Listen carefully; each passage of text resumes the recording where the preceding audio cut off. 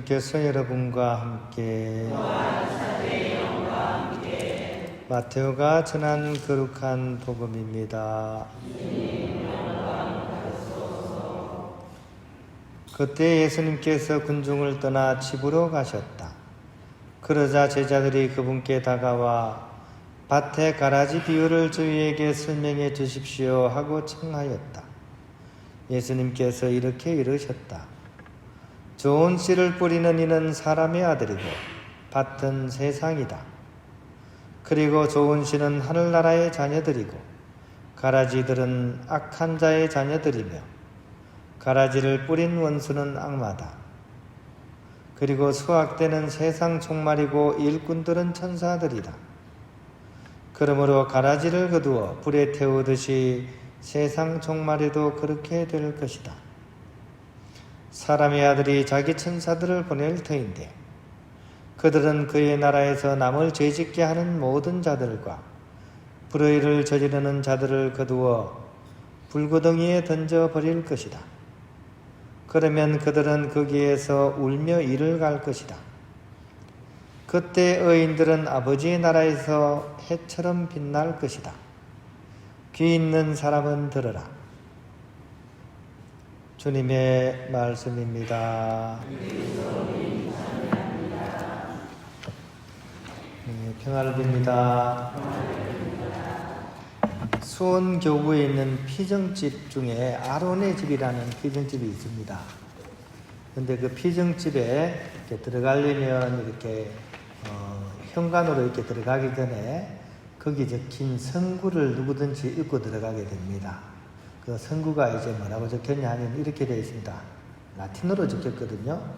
인트라테 또띠, 마네테 솔리, 엑시테 알리 이렇게 적혔습니다.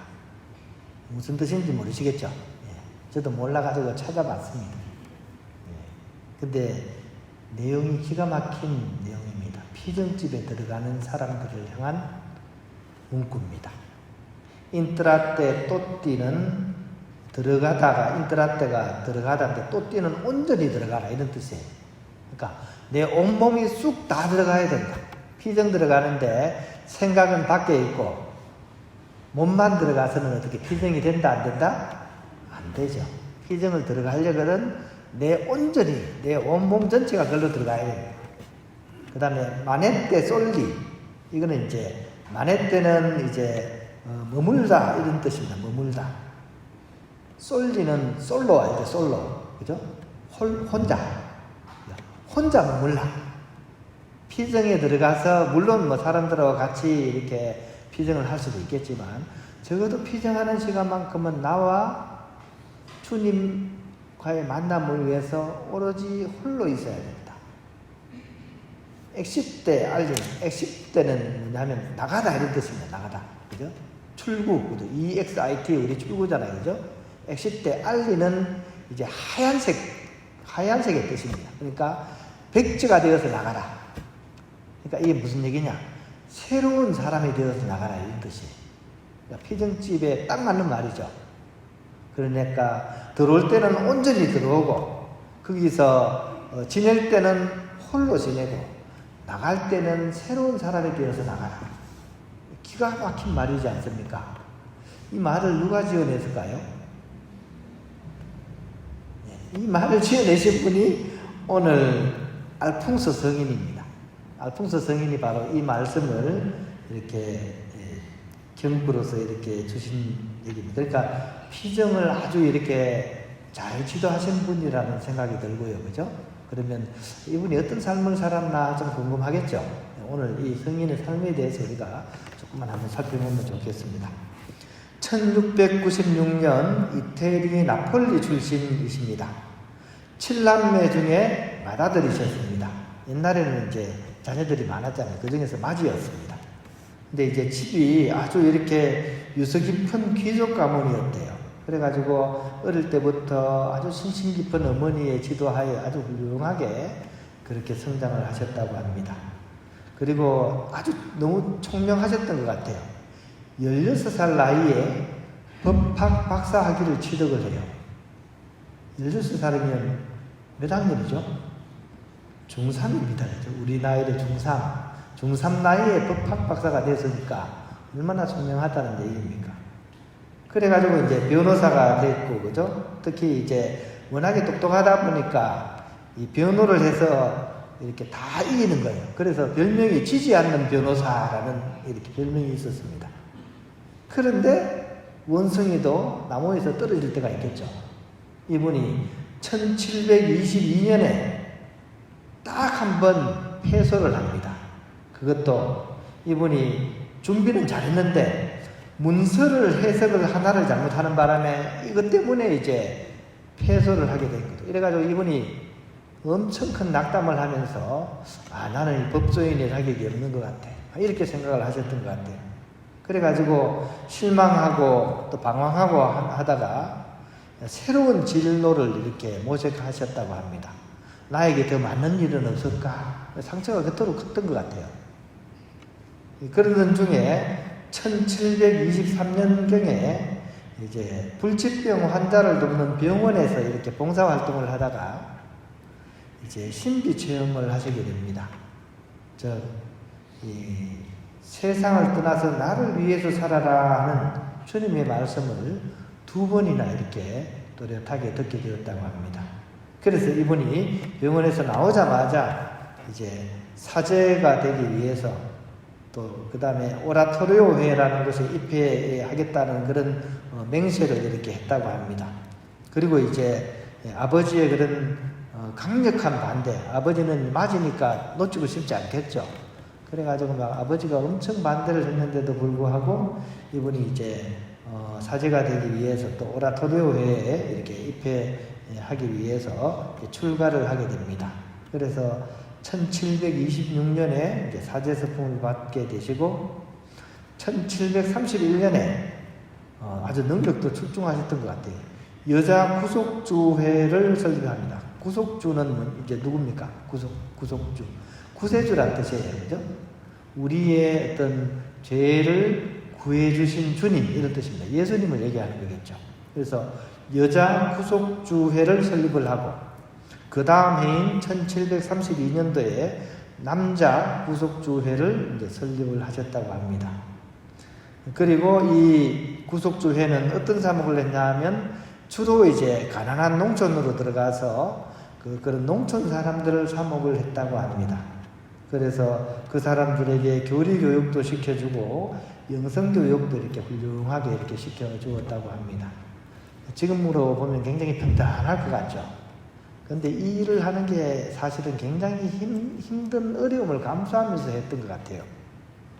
왜냐하면 수도회를 창립해놓고 얼마 안 돼서 이 수도회가 어려움을 겪게 되는 거예요. 초대 회원들이 이제 자기들끼리 막 싸운 거예요. 마음이 안 맞든지 뭔가 뜻이 안 맞았던 것 같아요. 그러니까 처음에 들어온 사람들이 다 싸우고 다 뿔뿔이 흩어지고 딱 한 사람 남았다 그래요. 그래서 이제 그 사람하고 이제 같이 그래 우리 다시 시작하자 이래가지고 이제 꾸준하게 해가지고 이제 다시 이제 공동체를 이제 발전을 이루었다고 합니다. 그러면서도 사실은 또 그 당시에 이제 나폴리 왕과 이렇게 관계가 또 이렇게 나폴리 왕이 수도회를 굉장히 싫어했대요. 그러다 보니까 이제 수도회에 대한 그런 이제 박해나 어려움이 많았다고 해요. 그런 이제 어려움을 많은 겪는 가운데서도 이제 이런 구속주회를 이렇게 잘 이끌어가려고 노력을 하셨다고 합니다. 그래서 결국은 1762년도에 교황 클레멘스 3세로부터 산타 아가다 데이 이제 이렇게 교회 주교로서 이제 발탁이 되게 됩니다.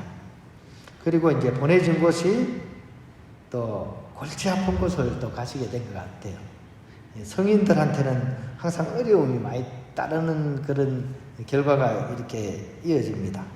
이분이 이제 가신 데가 이제 아주 냉담한 신자들이 많은 곳, 또 주교는 주교님인데 사제들이 그렇게 말을 안 듣는 사제들이 많은 곳이었대요. 그 다음에 수도원의 그런 정신을 제대로 사는 이렇게 수도자가 별로 없는 아주 해이된 그런 수도원이 많았다고 합니다. 그래서 이분이 여기서 13년 동안 정말 눈물로 기도하면서 악습을 재개하기 위해서 노력을 했고, 또 성당을 고치고, 또 수도원을 개혁하면서 막 이렇게 정말 고생을 하다가 너무 고생을 많이 하셔가지고 중병에 이제 걸리시게 됩니다. 그래가지고 어쩔 수 없이 이제 사임을 하시게 돼요. 그리고 마찬가지로 그렇게 어렵게 창립했던 구속주회도 이 당시에 다시 어려움이 생겨가지고 둘로 또 분열이 됐다 그럽니다.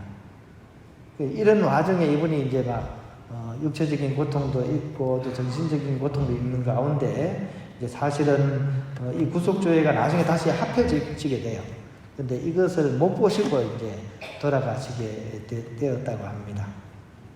우리가 보기에는 참 훌륭하시면서도 사실은 어느 누구 못지않게 고통을 많이 이렇게 안고서 이렇게 살아가시는 것 같습니다. 71세부터는 이제 목이 구부러지는 류마티즘으로 막 돌아가실 때까지 계속 이제 고생을 하셨다고 합니다.